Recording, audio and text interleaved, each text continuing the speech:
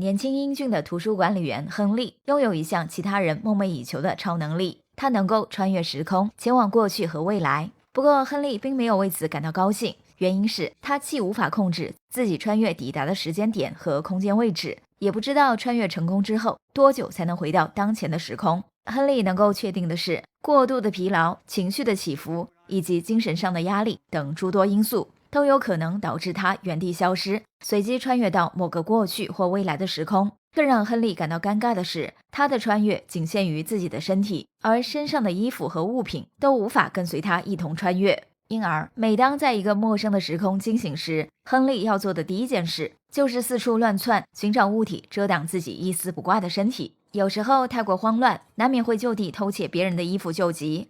为此，亨利无数次被人当成小偷，追得使徒狼奔，狼狈不堪。好在每次穿越的时间一般不会维持太久，少则几分钟，多则几小时或者几天，他就会伴随着一阵天旋地转般的晕厥感，留下一地凌乱的衣服，穿回到原来的时空。这种不受控制的超能力彻底搅乱了亨利原本平静的生活。他不敢接受任何需要稳定出勤的工作，担心自己会在办公室或开会时突然消失，也不敢参加什么社交活动，怕在别人的欢笑中倏地人间蒸发。更不敢和异性交往，因为他无法给对方确切的承诺，也无法保证能在对方面前永远保持体面。无奈之下，亨利找了一份图书管理员的工作，在日复一日的孤独日子里安静地消磨时光。图书馆书架上各式各样的书本成了他最好的慰藉，直到一名女孩的出现，才彻底打破了亨利这种形单影只的单调生活。这天，亨利像往常一样在图书馆上班时，遇到了一名来此看书的年轻女孩。亨利并不认识对方，没想到女孩在见到亨利后，面露惊喜地叫出了他的名字。女孩名叫克莱尔，她声称在小时候见到过亨利。为了证明自己所言非虚，克莱尔还向亨利展示了自己随身携带的日记本，里面详细地记录着两人第一次见面的时间。那年克莱尔只有6岁，亨利则已36岁。很明显，克莱尔在小时候见到的是穿越回去的亨利。当时家境优渥的克莱尔和父母居住在郊区的一栋豪华庄园内，庄园后面是一片风景宜人的树林。年幼时的克莱尔喜欢独自在小树林里野餐。这天下午，当他照常带着食物和毯子在树林野餐时，偶遇了刚刚穿越而来的亨利。亨利正光着身子躲在树丛里向克莱尔求助。克莱尔赶忙拿起地上的毯子上前递给亨利。亨利在用毯子裹住身体后，才走到克莱尔眼前。他坦诚地告诉克莱尔，自己是一名时间旅行者，刚从未来穿越过来，而在未来的那个世界里，他和克莱尔是非常要好的朋友。克莱尔好奇地询问亨利，自己长大之后是不是很漂亮？亨利毫不犹豫地回答道，那是当然。这句简单的赞美之词，立时让小小年纪的克莱尔心花怒放，两人就此打开话匣子，聊得十分投机。临别之前，亨利向克莱尔承诺，如果自己以后还能穿越回来，定会和他在这片树林再相见。此后的岁月里，亨利果然频繁地穿越到克莱尔的身边，出现在对方的童年和青春时期，陪他谈天说地，见证着克莱尔从懵懂的孩童出落成亭亭玉立的少女。随着年龄的慢慢增长，克莱尔心里渐渐对亨利萌生了异样的情愫。他最后一次见到亨利是在自己18岁的时候。这天穿越回去的亨利脸上爬满着疲惫和憔悴，仿佛遇到了重大的伤心事。可是当克莱尔追问缘由时，亨利却闭口不言，只是面露哀伤地亲吻了她。亨利的这个吻让克莱尔彻底沦陷，还没等他表明心意，亨利就毫无征兆地凭空消失。自此以后再未出现过。此次在图书馆见到亨利，克莱尔觉得对方比穿越时年轻很多。他随后情不自禁地走上前，抚摸着亨利的脸颊，大大方方地袒露了自己对他深藏多年的爱意。尽管此前从未见过克莱尔，亨利对他的亲密举动不仅不反感，反而有一种莫名的熟悉感。两颗在宇宙中漂流经年的心，在这一刻迅速靠近，最终贴在了一起。克莱尔如同上天赐予亨利的天使，终于让他不必每天再与孤独相伴。在两人交往的3年后，克莱尔向亨利隐晦地表达了结婚的愿望，亨利却为此陷入了犹豫之中。他觉得自己的人生飘忽不定，实在没有信心能给克莱尔安稳的幸福。不过经过一段时间的纠结，亨利最终还是决定向克莱尔求婚。在此之前，他希望将这个消息告诉自己生命中最重要的人。这个人就是亨利去世多年的母亲。亨利8岁的时候，他的母亲死于一场车祸。事发当晚，天下着大雪，母亲驾着车带着亨利在外出回家的路上，因雪天路滑遭遇车祸，亨利的母亲当场身亡。亨利则在车祸发生的前1秒穿越回了2周之前，侥幸逃过一劫。这是他人生中的第一次时空旅行。自此以后，亨利就莫名拥有了这项超能力。他曾无数次穿越回过去，想要阻止造成母亲丧命的车祸发生，结果总是无济于事。亨利慢慢明白过来，自己虽能时空旅行，却无力改变发生过的历史。好在穿越的超能力能让他经常看到母亲活着时的模样。在决定向克莱尔求婚后的一天晚上，亨利又一次如愿穿越回到了母亲活着的时候。他在一列地铁的车厢里见到了正下班回家的母亲。亨利的母亲是一名不太出名的歌手。亨利以歌迷的身份主动上前与母亲搭讪，并告诉对方自己遇上了一名心爱的女孩。这名女孩像是茫茫宇宙中的一根系在他身上的牵引绳，无论他飘向何方，女孩都会将他牵引回家的方向。因而只有和这名女孩在一起，他才会感到安心。亨利母亲虽然不明白眼前的这个自称他歌迷的男子究竟在说些什么，但还是微笑着向其送上了祝福。得到母亲的许可，亨利依依不舍地和母亲道别，然后在下一站走出地铁车厢。他很想跟母亲多待一会儿，却又很害怕自己会在母亲面前突然消失而吓坏母亲。回到自己的时空后，亨利翻出母亲当年留下的戒指，郑重地向克莱尔求婚。克莱尔欣喜若狂，两人经过商量，决定在克莱尔家族的庄园举行婚礼。尽管两人家境悬殊，克莱尔的父母倒是没有嫌弃亨利。克莱尔的父亲酷爱打猎，与亨利初次见面，他便热情地邀请准女婿等到冬天和自己一同前往附近的山上打猎。亨利欣然答应。婚礼当天，亨利显得特别紧张，他担心自己的情绪波动会引发穿越，造成大麻烦，于是提前吃了一片镇静药物，想稳定一下心神。谁知刚吞下药片，亨利就骤然消失，不知穿越去了哪里。眼看婚礼仪式即将开始，新娘克莱尔将面临极为尴尬的局面。危急关头，来自未来的亨利及时穿越到婚礼现场，给克莱尔解了围。当未来亨利穿上新郎礼服，出现在克莱尔和众宾客面前时，宾客们都没有发现异常，唯独克莱尔一眼就认出眼前的这个亨利并不是自己的未婚夫，而是那位多次穿越陪伴着自己从小到大的亨利。不过克莱尔没有感到丝毫的不妥，而是不动声色地和未来亨利完成了一场浪漫的婚礼。婚礼结束之后，未来亨利飘然而去，新郎亨利重新回到了克莱尔身边。在得知未来的自己临时救场，和克莱尔完成了婚礼后，亨利不禁有些吃醋。他庆幸自己在进入洞房之前赶了回来，否则新婚之夜他就将无法体验妻子的温柔。然而令人啼笑皆非的是，亨利正准备和克莱尔行欢时，由于情绪太过激动，他再次经历穿越，来到了一片熟悉的树林。这里正是36岁的亨利和6岁的克莱尔初次见面的地方。此时的克莱尔跟初次与亨利见面时一样，正独自在树林里野餐。亨利赶忙上前，兴奋地将自己刚刚结婚的事告诉了克莱尔，但他没有透露自己迎娶的是长大后的克莱尔。6岁的克莱尔在得知亨利结婚的消息后，显得不太高兴。他气呼呼地表示，真希望自己能成为亨利的妻子。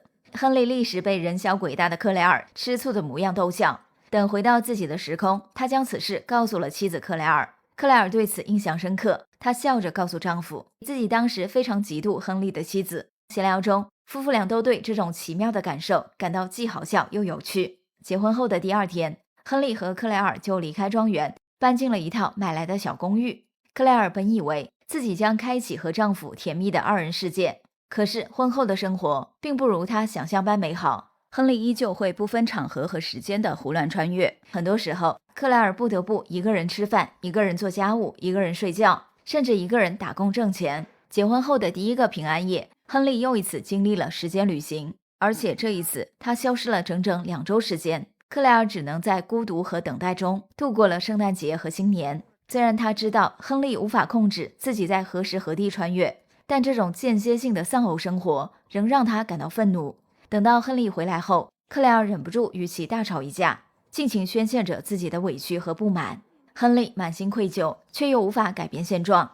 为了补偿妻子，他利用一次穿越到未来的机会，记下了一组中奖彩票的号码，最终在回来后赢得了$500万的巨款。利用这笔钱，亨利买了一套别墅，这让擅长雕塑的克莱尔自此不必再出门奔波，只要在家工作就行。搬到别墅的当天，克莱尔叫来2位关系要好的朋友，庆祝自己和亨利的乔迁之喜。正当4个人在厨房里有说有笑的一起准备晚餐时，客厅里突然传来一阵男人痛苦的喘息声。克莱尔等4人赶忙走出厨房查看，结果看到从未来穿越而来的亨利腹部中枪躺在地上，看上去已是奄奄一息。就在克莱尔等4人惊恐地准备上前施救时，中枪的未来亨利又消失在了众人面前。这场突如其来的变故让4个人顿时全都失去了庆祝的心情。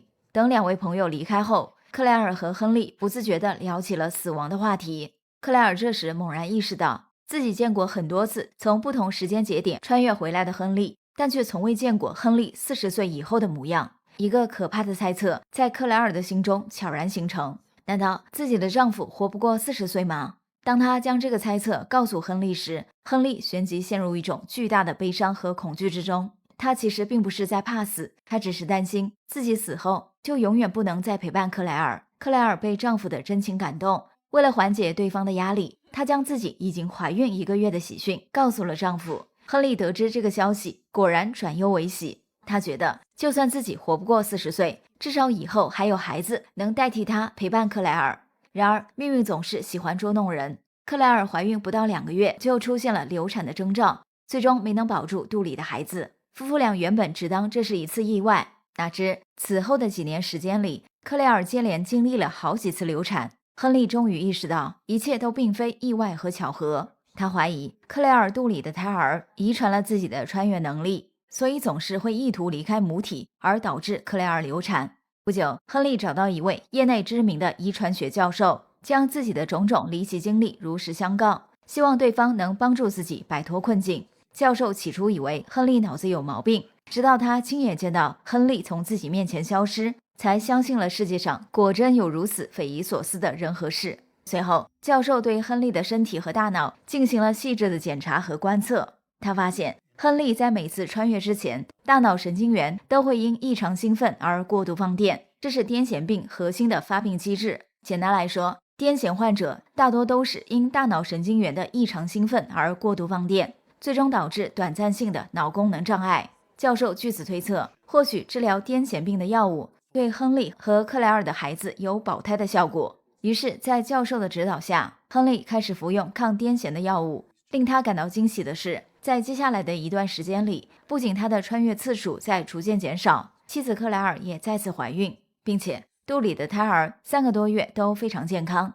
就在亨利以为一切都在向好的时候，克莱尔再一次没有任何征兆的流产。教授的抗癫痫药物治疗方案宣告失败，此事对夫妇俩的打击极大。最让亨利感到难受的是，由于多次流产，克莱尔的身体已受到严重损伤，倘若再经历一次流产，恐怕以后将永远无法怀孕。亨利不愿让妻子冒风险，便提议领养一个孩子。可是克莱尔始终觉得自己和亨利如此相爱，应该有一个属于2人的亲生骨肉。见妻子固执己见，亨利只好瞒着她偷偷做了结扎手术。手术结束之后，心情沉重的亨利又一次经历了时间旅行，回到了过去，见到了18岁时的克莱尔。克莱尔见亨利脸上爬满着疲惫和憔悴，关切地询问他出了什么事。亨利没敢说出实情，只是忍不住地上前亲吻了克莱尔。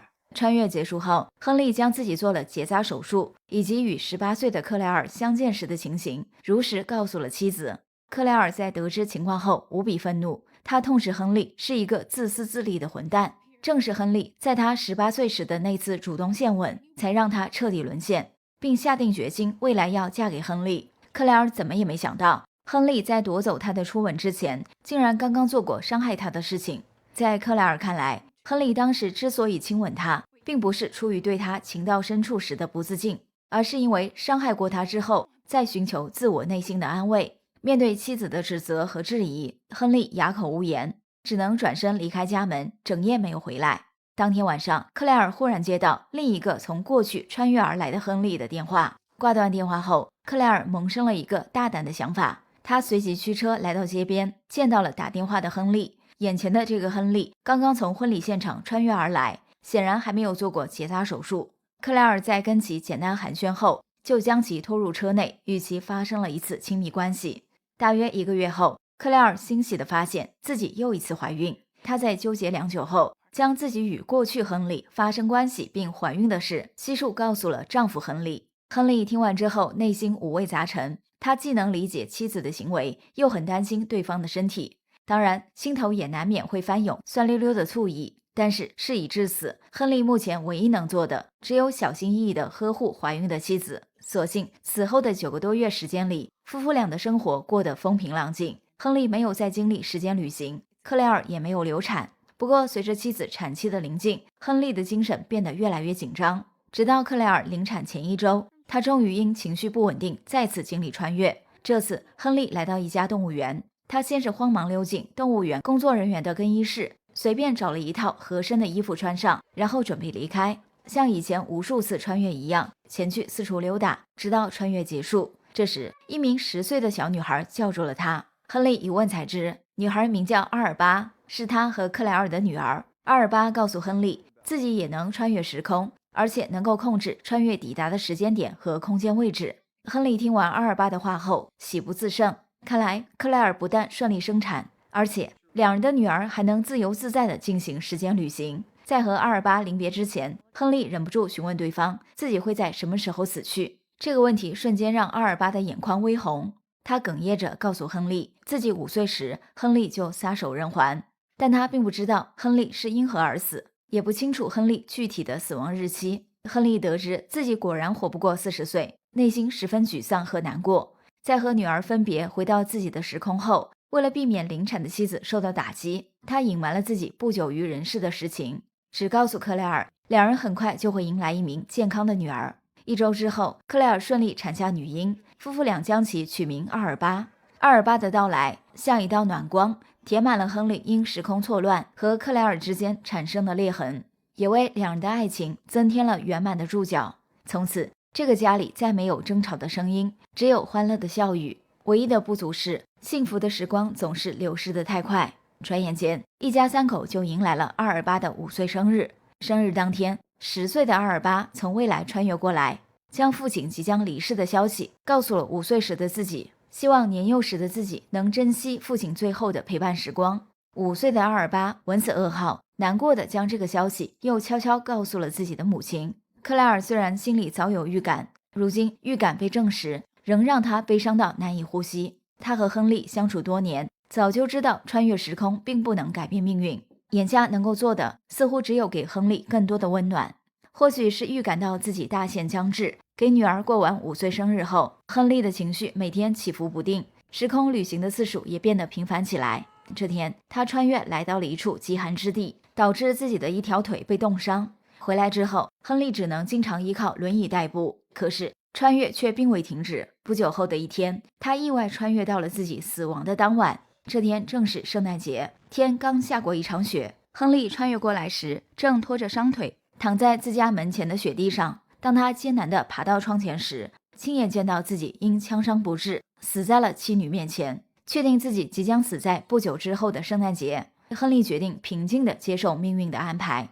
圣诞节当天，他不忍心让妻女单独面对家庭巨变，于是将能邀请到的亲朋好友全都邀来家中做客。在热闹的氛围中，亨利再次穿越，来到一片被冰雪覆盖的树林里。一只野鹿这时正孤独地站在林中，这里是克莱尔父亲常来打猎的地方。巧合的是，克莱尔的父亲此刻正端着猎枪在林中狩猎。只见他远远地瞄准野鹿，而后扣动了扳机，结果子弹刚好击中了瞬时出现的亨利。没等克莱尔的父亲意识到自己误伤了人，亨利就在疼痛中又穿越到了他和克莱尔搬进别墅的当天。在别墅里停留片刻后，他才回到自己的时空，最终死在了妻女和亲朋好友们的面前。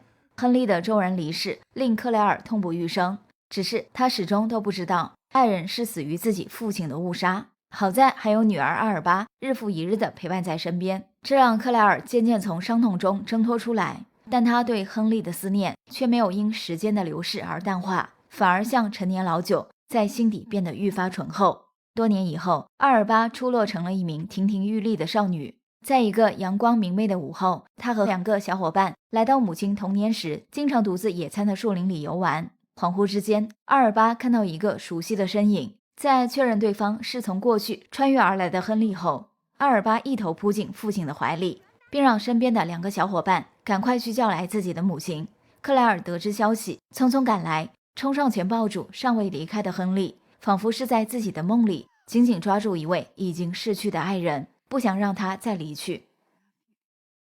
本期的故事来自于2009年上映的好莱坞奇幻爱情悬疑片《时间旅行者的妻子》，改编自一名美国女作家的同名畅销小说。这部小说在2022年又被翻拍成一部迷你剧集，剧中展示的细节内容更多，口碑也相当不错。据说原著的笔触极为细腻动人，很适合女生阅读，感兴趣的小伙伴可以找来读一读。另外，大家如果喜欢此类电影，也可以找一些同类型题材的影片看看，比如《触不到的恋人》、宛如天堂、人鬼情未了、天使之城等，都是带有奇幻色彩的高分作品。好啦，今天就到这里吧。喜欢我们节目的小伙伴，别忘了点个关注，让甜橙的声音长期陪伴您洗澡、睡觉、化妆、开车、吃饭、做家务。下期见。